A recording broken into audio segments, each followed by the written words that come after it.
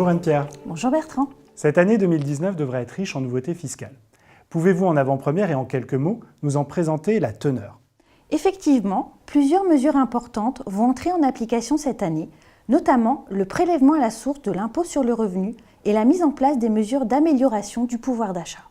Tout d'abord, pouvez-vous nous expliquer en quoi va consister, pour chaque contribuable, la mise en œuvre du prélèvement à la source? Il est fondamental de comprendre que cette réforme ne concerne que les modalités de recouvrement de l'impôt. En effet, les règles de détermination du revenu taxable et le principe d'imposition selon un barème progressif ne sont pas modifiés. Mais je ne vous en dis pas davantage sur le prélèvement à la source, je vous renvoie sur ce point à notre présentation spécialement consacrée à ce sujet. Pouvez-vous nous évoquer les autres nouveautés fiscales de l'année 2019 et notamment celles annoncées en fin d'année 2018 en faveur du pouvoir d'achat? Ces mesures sont au nombre de 4. L'augmentation de la prime d'activité de 100 € par mois pour les salariés rémunérés au SMIC, la possibilité de verser une prime défiscalisée, l'exonération des heures supplémentaires et la baisse de la contribution sociale généralisée, la CSG, pour les retraités. Pouvons-nous débuter par la prime d'activité?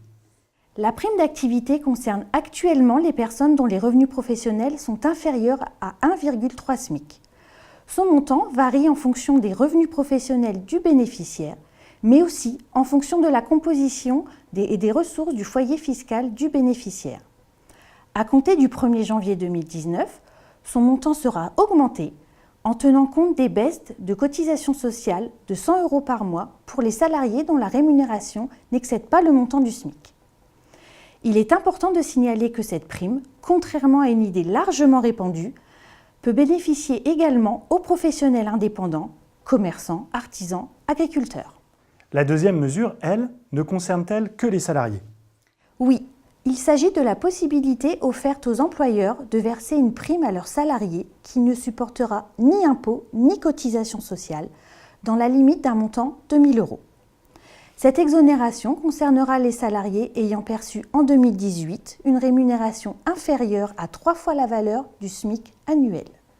Enfin, cette prime devra avoir été versée entre le 11 décembre 2018 et le 31 mars 2019.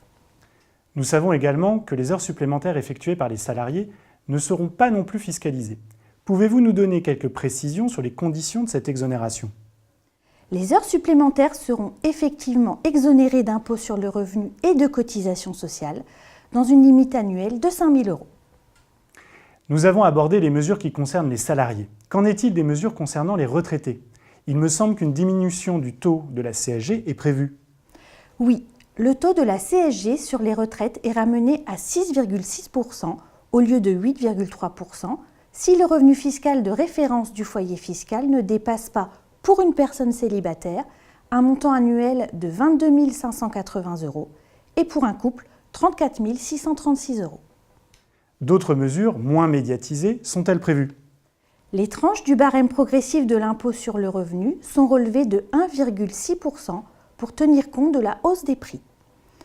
Dans le cadre de la protection de l'environnement, il est prévu une augmentation du malus automobile pour les véhicules les plus polluants.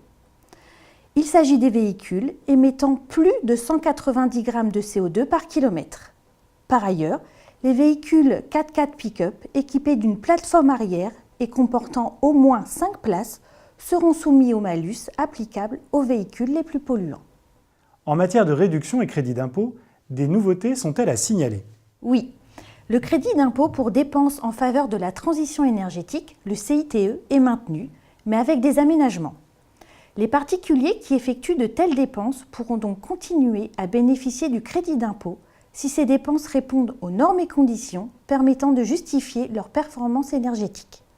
Notons que le remplacement de fenêtres simple vitrage pourra à nouveau ouvrir droit à crédit d'impôt, que certains travaux de pose d'équipements de chauffage ainsi que la dépose de cuves à fioul pourront également être éligibles au crédit d'impôt.